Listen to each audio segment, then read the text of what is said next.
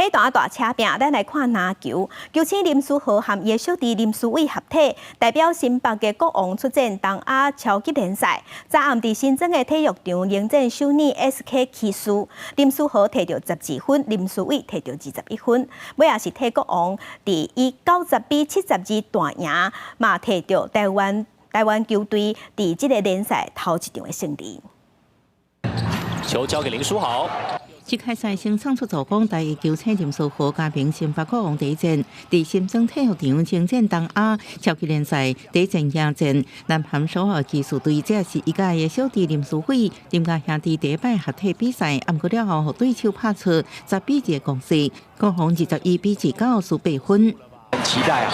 第二节一开赛，林书豪跳投得分为家己得分开场，虽然这场比赛手感无好，暗过充分发挥传染引线能力，一直助攻互队友命中3分外线，尤其是英雄安尼奎加曼尼高联手得到26分，半场拍完为国王作到43平。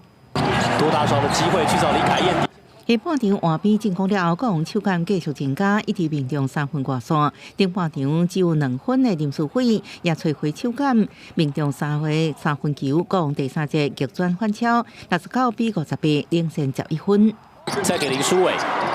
最后一节 SK 技术游玩靠形象沃尼抢分，一共全场上关45分，不过国王得分多点开花，林书伟继续投一外线，21分有19分集中在下半场。林书豪虽然14投只有5中，共12分，不过送出9摆助攻，各掠8篮板。最后新北国王90比72拍败强敌首尔 SK 技术，替台湾球队伫东超史上第一胜。记者综合报道。